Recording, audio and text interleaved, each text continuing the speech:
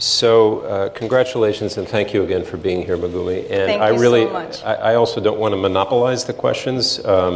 Having seen this twice now, I have a lot of them, but I'll limit myself to two. We also have a bunch online, but I think we'll come right to the audience in a second. So one big picture question, if I may, and a small one. Okay. The big picture is, and it's maybe an obvious one, we saw the credits also, you artfully add some updates, right? In the, if you saw the subtitles in some of those snapshots. But I'm curious, this fellow Jay Alabaster, very earnest American, tries so hard to not only cover the story, but to build a bridge between what seems like two really intractable sides here. Has he had either while you were filming or in the 2 years since you stopped, is a bridge, whether it's by him or anyone else, should we feel any hope that these communities are coming any closer together? It doesn't seem that way. Well, I think he's still working on it. It's still under construction, I should say. But he's actually back to Taiji again, and he's working on his dissertation. And so he's staying there until the end of this year. But whether you said to me just when we met before the screening that you yourself were hopeful, having watched this for all these years, and it's almost a decade, right, since you first set up your cameras. Yes. What gives you hope? Because again, just my own view anyway, watching the film, I don't know how you all feel, is for all those efforts, it does not seem, I mean, these are pretty dug-in communities, both the locals and the outsiders, right? Mm-hmm. Yes, I think this whole world is changing right now. And as I finish the production of this film, and also even after I release the movie, the whole world is like really changing. I think, especially in this country. Of whaling, or just the whole world that we live in today? Because in a way that a lot of things, opinions are polarized. People are like fighting and arguing about the differences and different opinions.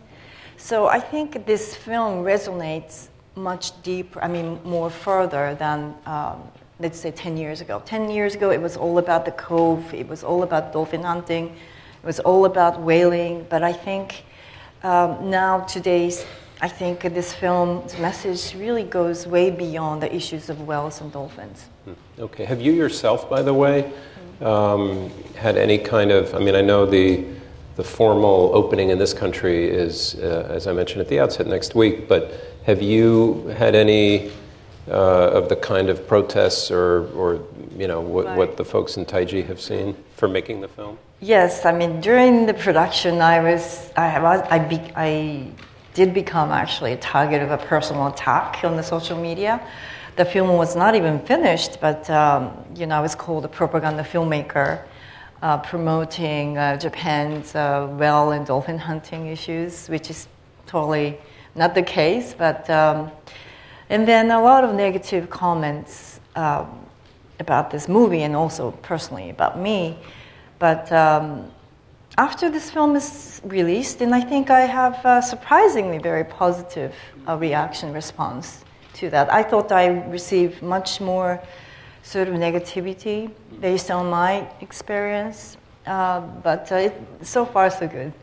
So, like I said, we'll come to the audience. My very specific question just goes to one small, in the scheme of things, it's a very small part of the film, but I was fascinated by, you found, or maybe one of your researchers found, this old newsreel from after the Second World War, where I certainly learned something there about that the American press or the government was very enthusiastically supporting the resurgence or the rebirth of the whaling industry for many other reasons maybe, but then in the newsreel anyway, it says because they're the burden on the U.S. taxpayer will be less, right? Is that well known? Was that a surprise to you? I've known it actually before, but I learned that General MacArthur is the one who encouraged Japan, despite the opposition from the other countries, like European nations. They didn't want Japan to go to South Pacific, but General MacArthur is the one who say, hey, let's give them a break. You know, they're starving and, you know, they need food and they need protein. So, yes, MacArthur is the one who okayed doing that. Yeah. Okay. I'm assuming there are a lot of questions. If not, I'll carry on. Show of hands, and okay, I see. It's very... The gentleman, I'm picking on somebody in the middle, so the mic will need to travel a little bit. The gentleman there in the, I think, the blue shirt, right? Oh, while the mic is moving, I have a public service announcement, and I hate to embarrass somebody, but it will be embarrassment well meant and hopefully helpful. So if there's someone here named Sanai Takamatsu, you don't need to identify yourself now, but don't worry, your wallet has been found. It's with security, and just see an Asia Society person on the way out. You don't need to leave now. It's safe with us. Yes, sir. Yes, I wish I could be Miss Takamatsu, but by the way, thank you very much for the wonderful film. This is my third time to see this film. Wow. Thank you. And every time I learn something new. And I understand both sides of the story, their logics. But one thing is, in this film, I thought a strange thing. At the beginning of the film, there was a right wing type looking guy. Right. And then I wonder if he was a local in Taiji, or if it's not, and where he's from, and what was his intention, and then I wonder if you had any feedback from him after finishing this film. I haven't... This is not really the mainstream question, but right. I'm kind of curious. Okay, Naka here is from the town called Shingu, which is, I think, about 40 minutes away from Taiji. So he's not like local Taiji resident. And he's been pretty active in this political, like, you know, nationalist activities, I think, from his father's generation.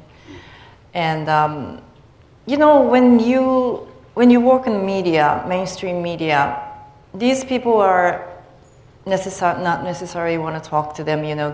You usually want to avoid them because you don't want to get into trouble, because they can be very hard, you know, hardcore.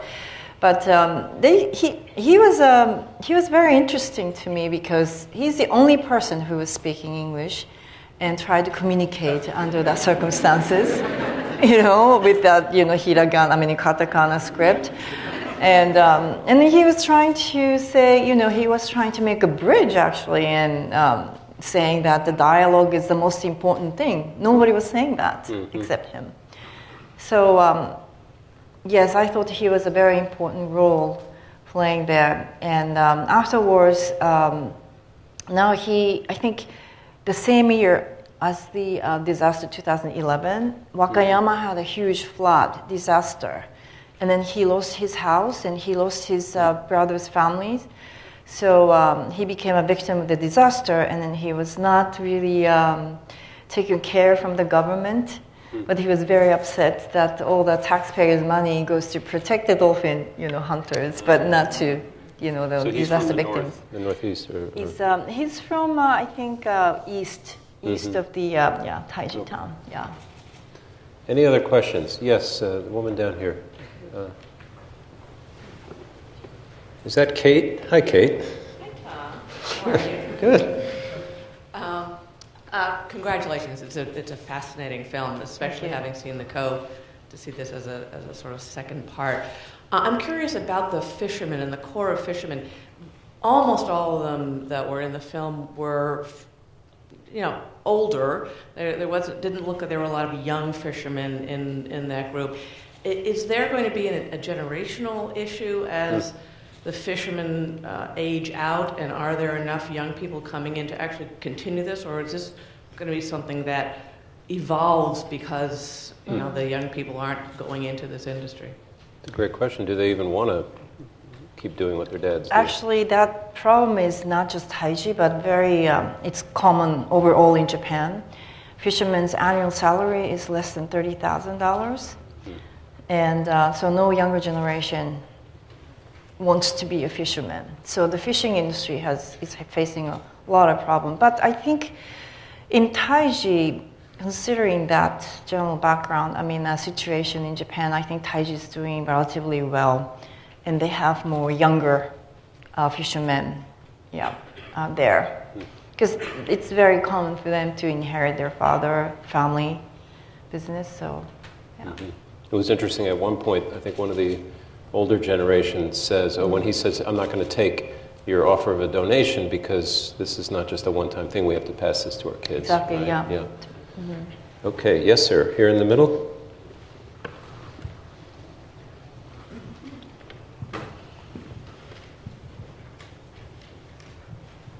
Thank you, and thank you for screening this, and thank you for allowing me to ask a question. I was curious about your experience making this film, and what was one of your favorite moments in that process, as well as how do you feel about the film now that it's done? Thank you. Well, there's a lot of difficulties, not only during the film, not only during the production, but even after the film is done. We had a hard time screening the film in the film festivals in US and Europe, maybe because of the subject matter is too sensitive and too political, or I don't know, we are not, because of the Oscar-winning film, The Cove. We are not, complaining about it, but I think a lot of festivals, some festivals must have feeling sensitive about talking about the Oscar-winning film. So, but I'm so happy that it's done, and now I'm here and showing the film here. So, after the film is done, it's almost like letting your grown-up child go to the world and do whatever they want to do. So I don't know how this film is going to be received, but I'm so happy.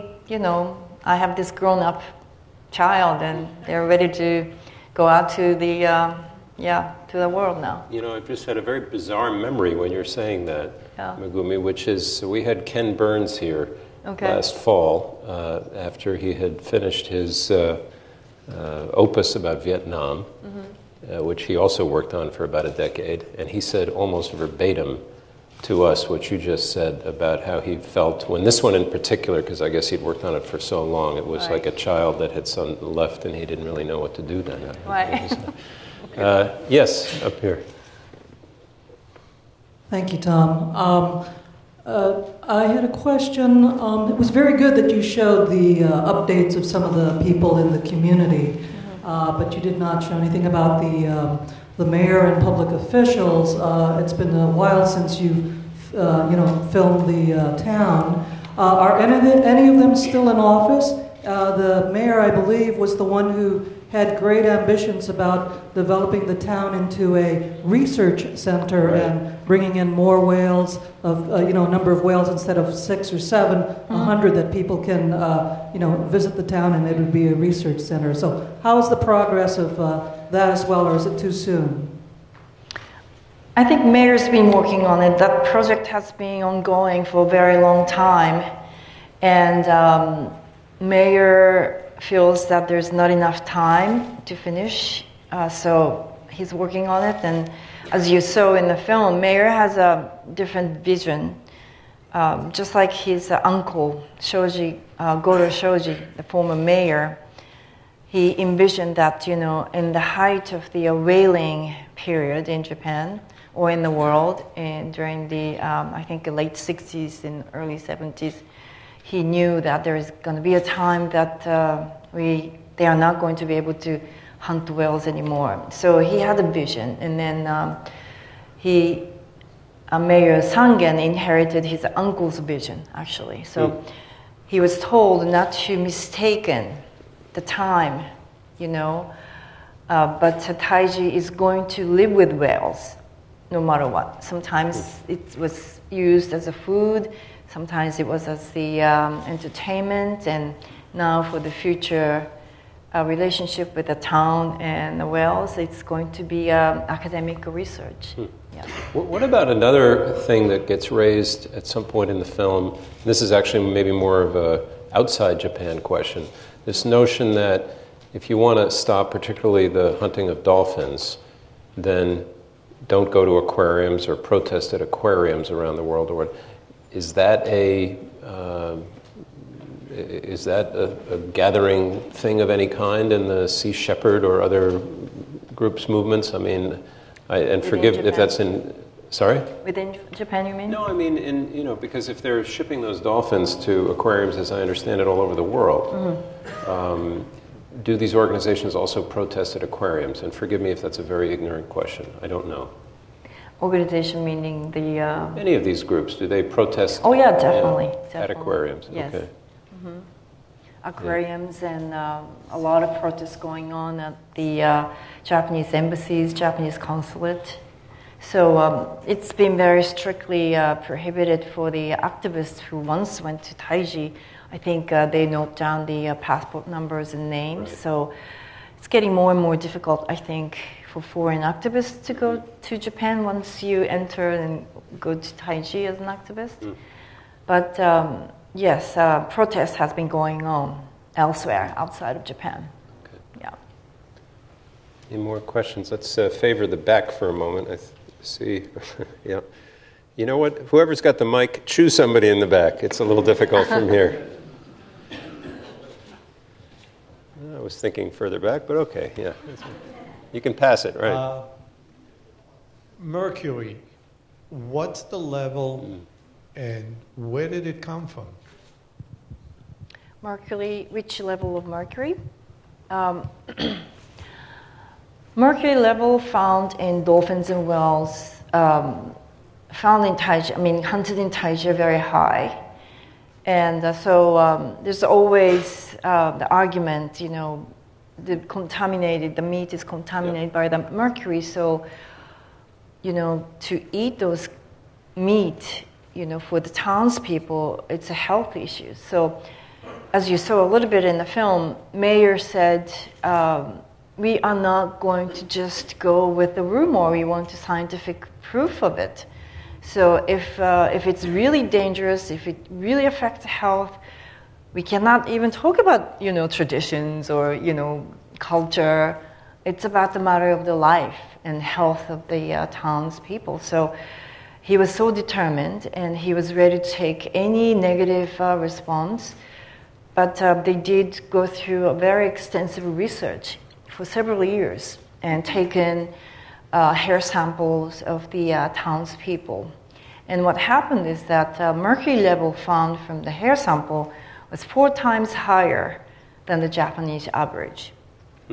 So when they found out, it was quite shocking, But more surprisingly, nobody was sick, despite the high, number of the mercury level. So what's going on here? And scientists just found out that there is a chemical called selenium that is taken into the body to the animals and also for the people who consume it. So the selenium seems to have a function to detoxifying the poison of the mercury. So when you take them both together, it's okay. So when you look at dolphins and whales, if the mercury level is so high and if it's so harmful, why don't those animals die or get sick, right? So animals okay, so the humans who consume, eat those meat seem to be okay because of that reason. Yeah. So let's migrate maybe a few rows back there. Yeah, the gentleman in the tie. Hi, thank you. That was terrific. I was actually fascinated by this because it seemed to me that this film was actually quite neutral. I didn't feel like you were taking a stand one way or the other. And actually, when I was coming in here, I was very much, with the anti-whalers, and I still am, but I can see the other side. So I thought that was really, really well done. I'm curious, I assume you did that deliberately, but I'm curious what motivated you to keep it neutral. And then the second question is, where do you stand on on this issue, if you're willing to tell us. Okay. Yes, I was very careful to keep a good balance of the film. I avoid to use the word neutral because neutrality is very tricky. Depending on where you stand on, the neutral point, changes. So I just say I wanted to keep the good balance of the movie. And another thing was I didn't want to make anybody bad, anybody villain, like the Cove did, because that really created hate and division. And I don't want the film to create another layer of hate. So I just wanted to offer a new idea, new information. You don't have to necessarily agree with it. I want all of you, the audience, to think and form the idea, opinions, instead of imposing my idea to you. A lot of documentaries these days are used as activism tools. I'm not necessarily in favor of that. I'm just a storyteller. I just wanted to tell a story. And I wanted to give a voice to this fisherman from the little town who is affected by this Hollywood movie and the globalism. Otherwise, their voice wouldn't be heard. So that's all I wanted to do.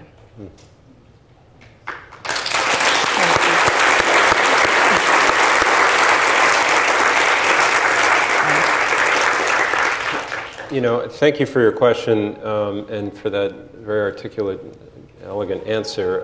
I said at the outset in the introduction that I guess we here at the Asia Society came to this screening, and when we first met a month ago or so, with exactly the attitude, thinking that, and so we had to watch the film first, but had the same reaction. I'm mindful of the time. May I ask, are you sticking around for the reception? Sure, of course, yeah. So why don't we do that? We like to stick to the time here. I know Megumi just wanted to say a couple of things before we wrap, and then again, the reception is up in the garden court with all those goodies. Did you want to say a couple of words before we? Yeah, sure. First of all, I really like to thank all of you to come tonight, and also Asia Society to make this wonderful event happen. Thank you so much. Thank you. And thank you.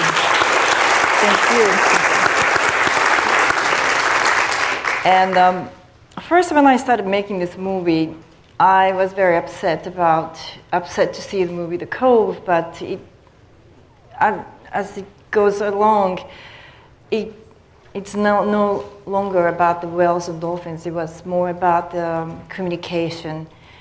So ultimately, I wanted to just question myself, and also probably the audience, why we can't understand each other. Why can't we communicate each other? So I hope that, even though the differences, different ideas, different opinions, especially today's, deeply divided world, we can still communicate and have a dialogue at least, instead of shouting and screaming at each other. So that's my ultimate message of the movie. And if you like the film, please tell your friends to come to see me again on August 17th at Quad Cinema. That's the opening of the theatrical release of the film in the U.S. And so the opening weekend, we'll be showing the film at least for 1 week. But the opening weekend is so important. So please make sure you take this card that has all this theatrical information, where it's showing and where. And also, we're doing actually crowdfunding to cover very expensive costs to bring this film to the theaters in the U.S. And the final day is, again, August 17th. So I'd really appreciate your support. Thank you so much for coming today. Thank you. Thank you so much.